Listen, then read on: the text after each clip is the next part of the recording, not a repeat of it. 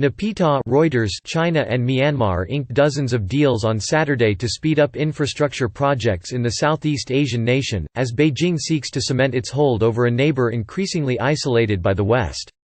But no major new projects were agreed during the two-day visit by President Xi Jinping, the first of any Chinese leader in 19 years.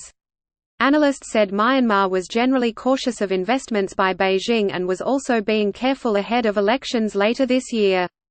Still, Xi and Myanmar leader Aung San Suu Kyi signed 33 agreements shoring up key projects that are part of the flagship Belt and Road Initiative, China's vision of new trade routes described as a 21st-century Silk Road. They agreed to hasten implementation of the China-Myanmar Economic Corridor, a giant infrastructure scheme worth billions of dollars, with agreements on railways linking southwestern China to the Indian Ocean, a deep seaport in conflict-riven Rakhine State, a special economic zone on the border, and a new city project in the commercial capital of Yangon. They did not address a controversial $3.6 billion Beijing-backed mega dam, where work has been stalled since 2011, reflecting the contentiousness of Chinese investment in Myanmar, where many are uncomfortable with the sway Beijing has over its smaller neighbor. While a large number of different agreements have been signed, there is no big bang here, said Richard Horsey, a Yangon-based analyst with the International Crisis Group. The overall impression is that Myanmar is being cautious about Chinese investment, especially ahead of elections planned later in the year, he said. China will be hoping that this is an incremental step toward realizing its mega infrastructure goals, and that further progress can be locked in over the coming months, he said.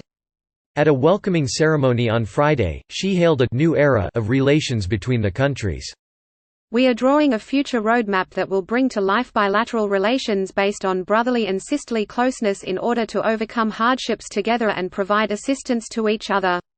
Xi said. He was scheduled to leave later on Saturday. Suu Kyi called China a great country playing an important role in the international affairs and the world economy, but urged for economic projects that avoid environmental degradation and benefit locals. She also met leaders from political parties in ethnic areas riven with civil conflict where Chinese infrastructure projects are underway. Tsai Kyaw-nyant, Joint Secretary of the Shan Nationalities League for Democracy, one of the ethnic politicians invited to meet Xi, said it was only a handshake. Our country is very small and powerless, he said, so they treat us that way. The two countries have historically had a fraught relationship, but have moved closer since 2017, when Myanmar was internationally condemned for its treatment of minority Rohingya Muslims in Rakhine State. More than 730,000 Rohingya were forced to flee western Myanmar after a military crackdown that the United Nations has said was executed with genocidal intent. China has defended the country on the global stage and is viewed as the biggest obstacle to a prosecution of its leaders at an international war crimes tribunal.